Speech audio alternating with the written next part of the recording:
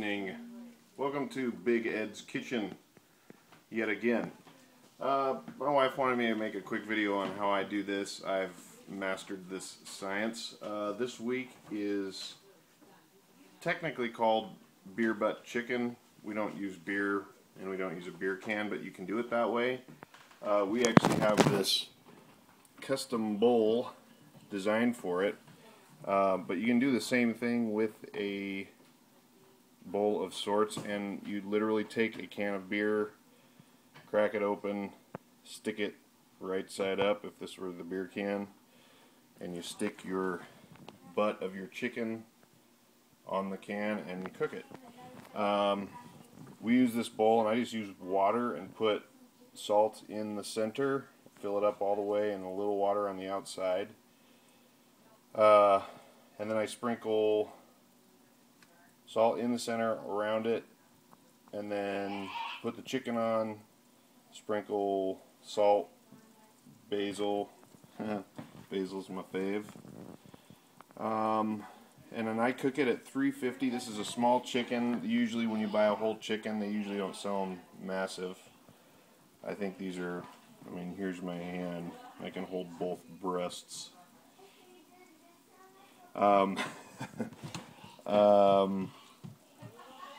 Anyway, 350 for 2.5 hours, and it usually cooks it just right. I've tried it hotter temperatures, and it ends up cooking real crispy on the outside, but not cooked enough on the inside. Once you get all that cooked, I take all the water and the juice, dump it into a pot. Why, you ask?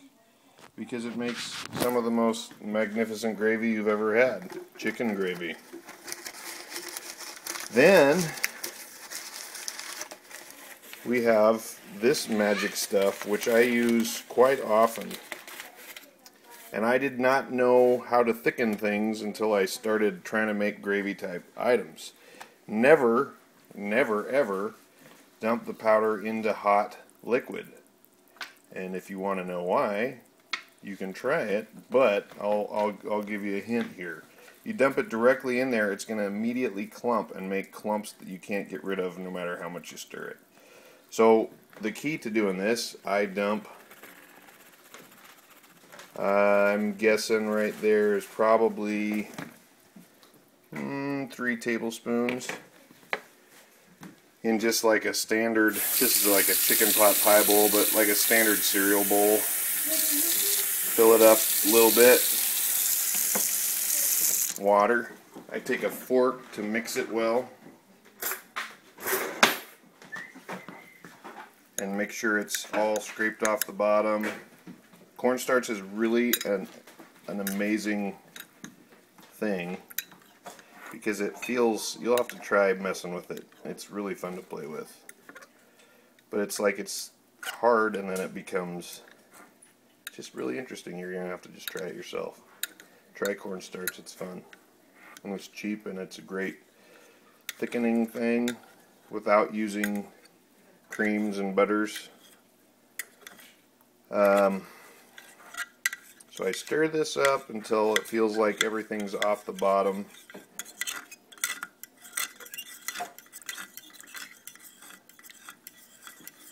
Okay. Now, I need to get me a wire whisk, which I shall do. Okay, I'm going to have that ready to go in there. My broth is boiling at this point, so I'm ready to go. Make sure this is mixed in cool water. And then all you have to do is dump her in, and then just start stirring it. And it really won't thicken until you get it to a boiling point. So I just added cool water, brought the whole temperature down. It's still watery, and it's going to stay that way until I get that liquid hot enough to boil. And for some reason, that's the magical point where it will thicken. You can experiment and use less or more cornstarch for different results. You can get it thicker than glue and keep it relatively just like a light creamy consistency. I usually at this point, you know, you've diluted the potency of the broth of the chicken, so I usually add salt at this point. Salty gravy seems to work really well. But you get all the flavor of the chicken in there without really having to do anything but add salt. No, thank you. And you can already see this is thickening up. It's getting gravy-like. And let's see if we got any boil bubbles. Just starting. So look at that. Thicker than you could ever hope for. And it's that easy to make chicken gravy. I kid you not. I dumped the broth in there. You can strain it out if you don't like particles in there. I think it tastes great. It doesn't bother me or the family. Dump it in. Mix my cornstarch and water. Add some salt. Get it back up to toasty warm. And you've got yourself gravy. Normally, then, my addition to this meal is rice, but we're out of rice tonight, so we're probably just going to do salad and chicken tonight.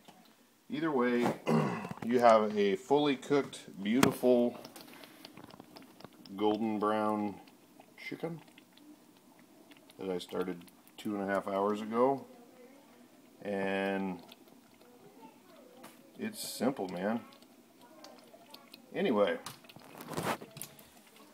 well, let's show you the boiling here. It's boiling. At this point, it's probably ready to get shut off. So I just slide it off the burner. No problem. Ready to go. So that was it for this week in Big Ed's Kitchen. I hope these are helpful. Kind of funny to watch a dude cook that doesn't know much about cooking, but there you go. I hope you have a great week, and we'll see you later.